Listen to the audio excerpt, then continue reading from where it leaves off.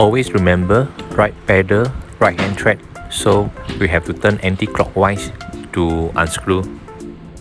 If it is too tight, you can consider use an extension pipe for leverage.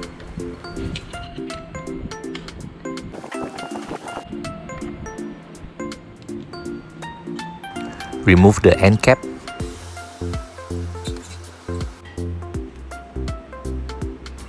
There is another bearing retaining nut to be removed.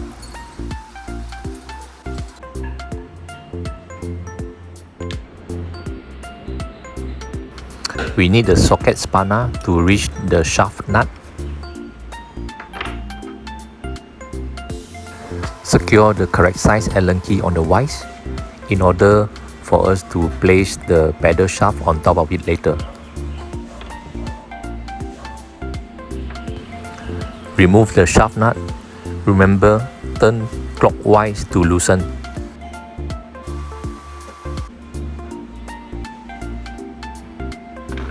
Now you can remove the shaft.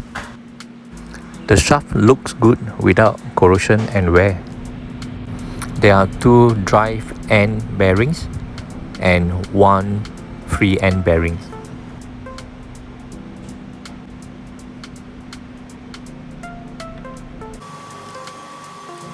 Secure the pedal on the vise.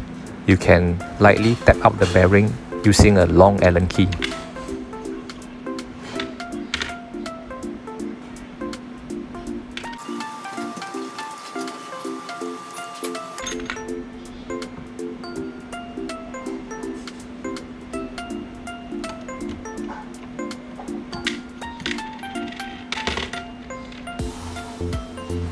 All bearings appear to be good and free to rotate.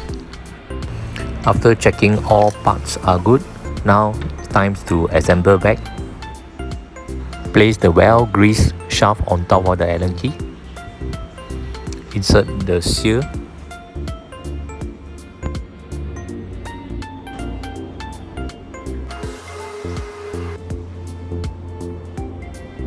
Insert the two drive end bearings.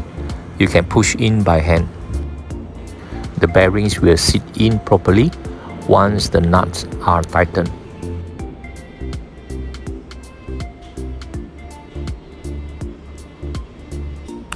Once the drive end bearings are in, slot in the pedal into the shaft.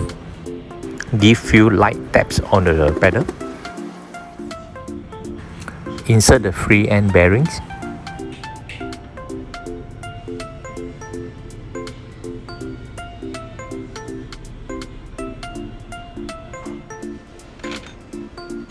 You can use a correct size socket to further push in the bearing.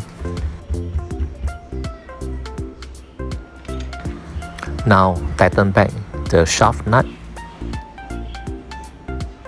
Remember, should be anti-clockwise for tightening.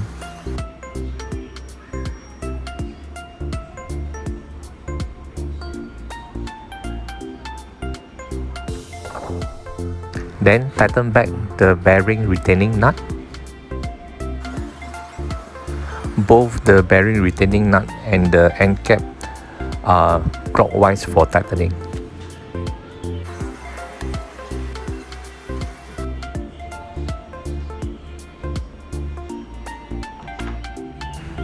Check that the pedal is free to rotate and there should not be any play on the shaft when you pull or push.